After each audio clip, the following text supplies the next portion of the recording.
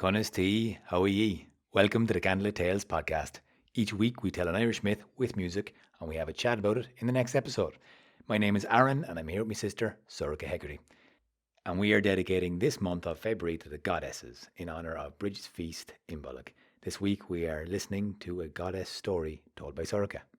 This podcast is brought to you thanks to our Patreon supporters. Links and descriptions are below, and to hear about new gigs, courses or latest news, go to candlelittales.ie or follow us on any social media at candlelittales. Now, hey Sorcha, tell us the story, will you?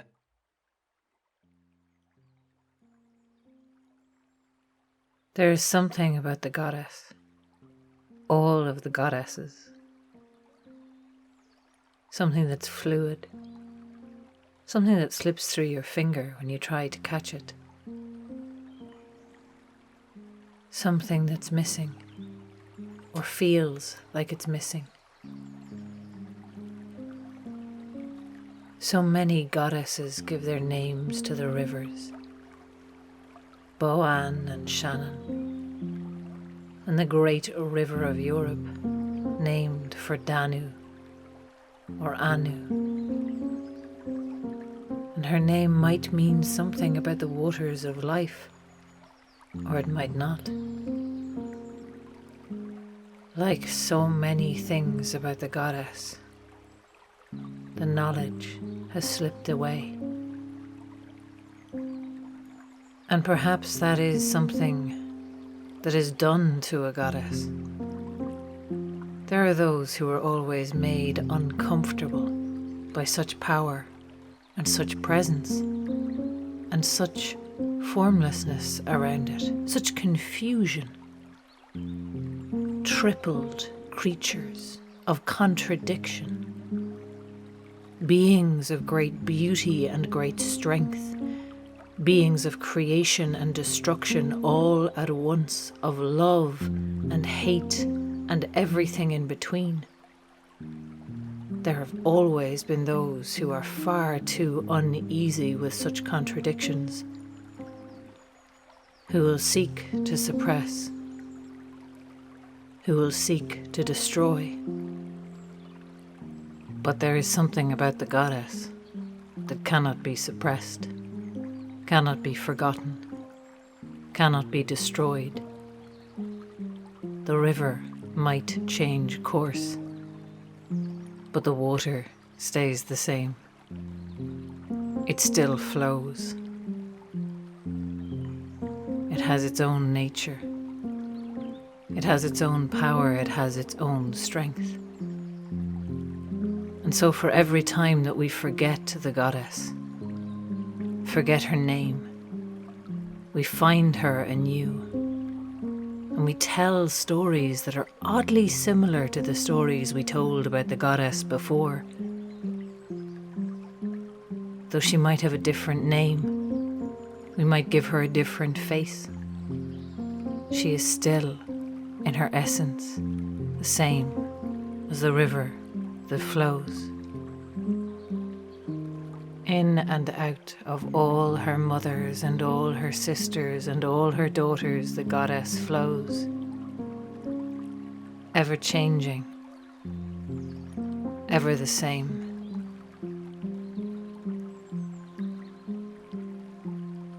Perhaps it has nothing to do with being forgotten or destroyed.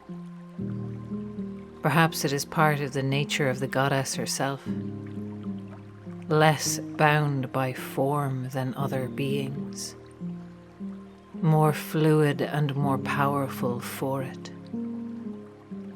And this amnesia that creeps over us again and again, perhaps that is a part of her power and not a diminution of it.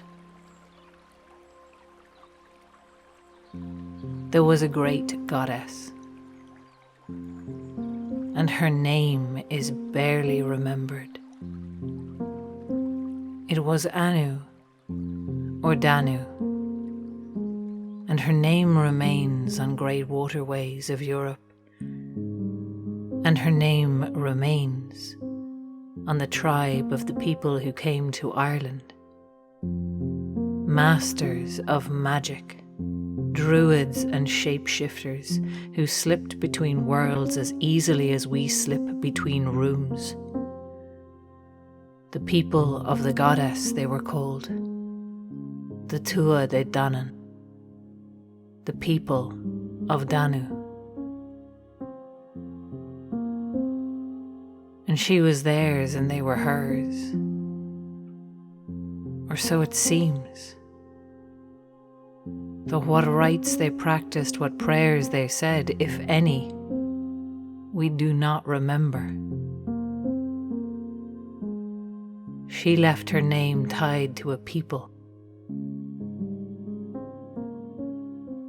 and it was daughters of her people who left their name tied to the land. This land, surrounded by waters, crisscrossed by rivers, where lakes sprang forth to welcome new people, new arrivals. A land that molds itself to the shape of the foot that is pressed into it. A land that is as fluid as water.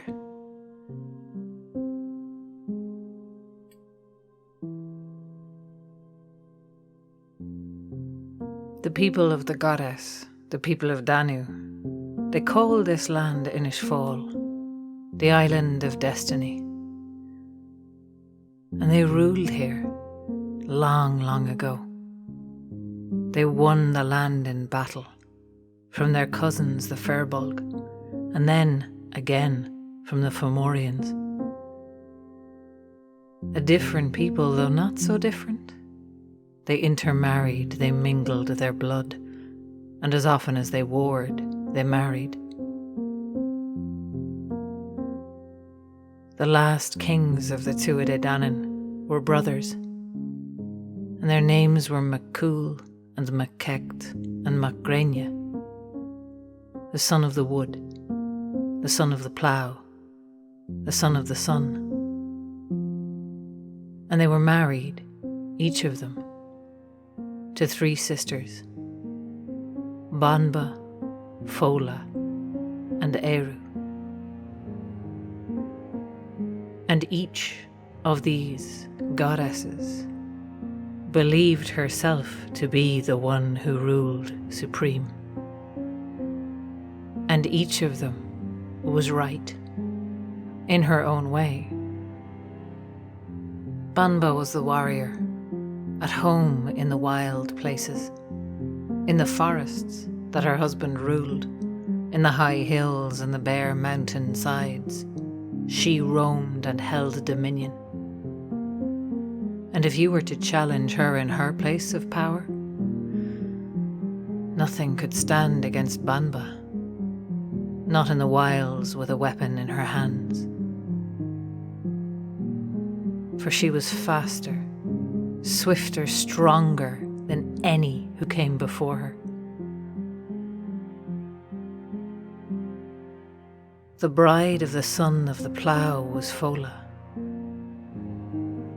And if she faced Banba in the wild woods, Banba would indeed overcome her, for Fola was not one who placed great stock in physical prowess. Fola was a goddess of civilization.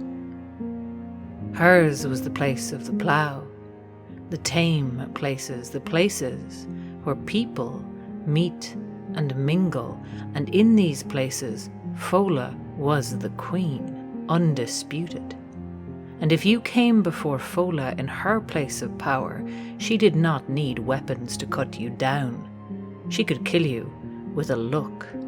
She could wither you with a word. She could elevate you with a smile.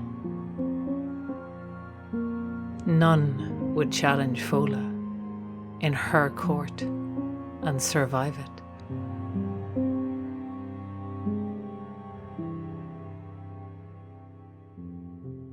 And in the high places, Eru ruled with the son of the sun. From the hilltops of Tara and Ishnok, bringing together all of those, the wild and the civilized, all the peoples of that land, in harmony, transcending their divisions, reminding them of what united them. No one would so much as think of challenging Eru. It simply would not cross your mind. You might think of it a day or two later and wonder why. You'd had the intent, and there she was, and she did not seem so terrifying in hindsight. But in the presence of Eru, you would be struck by something difficult to name. But her presence had a power that did not weaken you, but made you stronger, made you feel as though she saw and understood you, made you realize that you had no need of challenging her, made you want to give her your heart and your soul and your loyalty. When the time of the Tuatha De Danann came to an end, as the time of all peoples eventually come to an end, McCool, McKecht, and McGrania killed an innocent man. They feared him, feared that his flattery of their land disguised a wicked intent. And in retaliation, his sons and grandsons sent an invading force.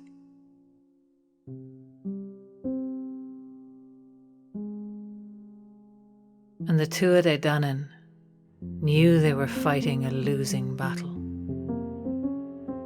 Their magics were strong, but these newcomers were stronger. And the great bloodshed that would ensue was something they wanted no part of.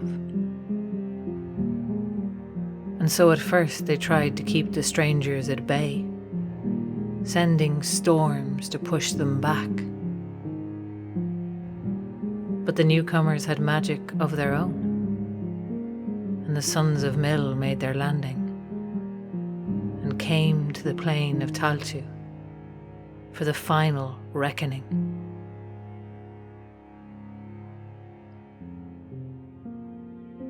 And on their way they met 3 women, one after another. They met Banba first,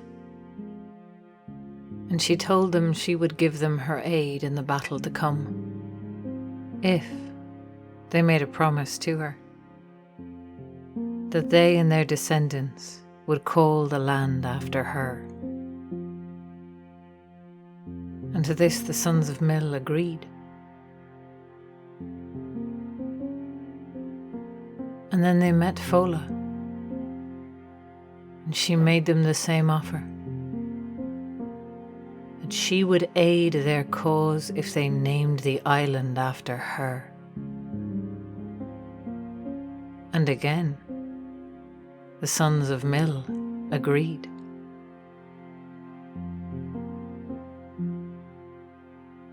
And at last, at Ishnok, they met Eru, who told them that she would give them her aid in the battle to come if they named their island after her. And the sons of Mill agreed. And when they lined up in their armies to face off against the great Tuatha De Danann, there was a mist and a shimmer, and suddenly that army was gone. And the sons of Mill inherited this new land haunted land, where the people of the goddess dwelled, under every hill, especially those that are unnaturally smooth and round, in every wild place, in every waterway, there was the shadow of the she, the people of the goddess, the people of the other world. And they gave those names to the land. Eru, they called it, in their daily speech. Eru, that down through the years flowed and changed its shape until it became Erin, until it became Ireland. And Banba and Fola, the secret names, the names that poets use, the names of the wise, still held, still whispered. And so their names remain, the names of the goddesses, like the names of the rivers, and the names of the land, and the names that are public, and the names that are secret, the names of the goddesses, all that remain to us.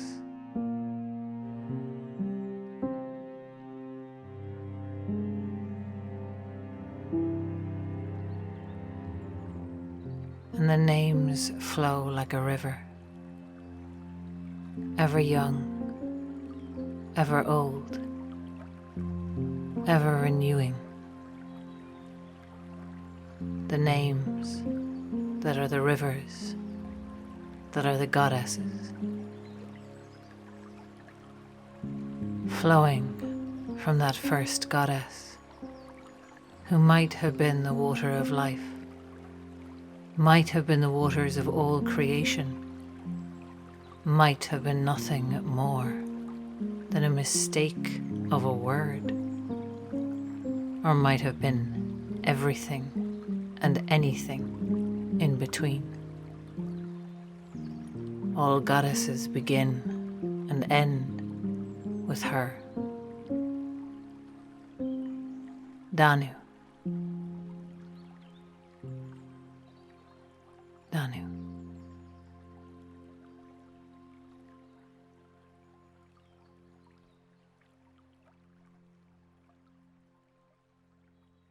This podcast was produced and edited by Rory O'Shea and Oisin Ryan. You can find out more about us at our website, candlelittales.ie. And we're on all the social media as well. So like us and follow us on Facebook, Instagram and Twitter at Candlelittales, or send us a message to get onto our mailing list. For more videos and live streams, like and subscribe to our Candlelittales YouTube channel, which now has a Candlelittales for Kids playlist. #candlelittletales. Liking and subscribing to our channel really helps us grow and gets us out to more people. And if you'd be able to give us a little bit more direct support, you can chip in a few bob at patreon.com/candlelittales, or make a one-off donation through the PayPal button on our website. We really like to hear back from you with your questions and requests, so please feel free to contact us directly or leave your question in the comments section below, because what we really want to do is get these stories out there, share them with as many people as possible. So anything you can do to help, we really appreciate. And we really especially appreciate you just listening. Till next time.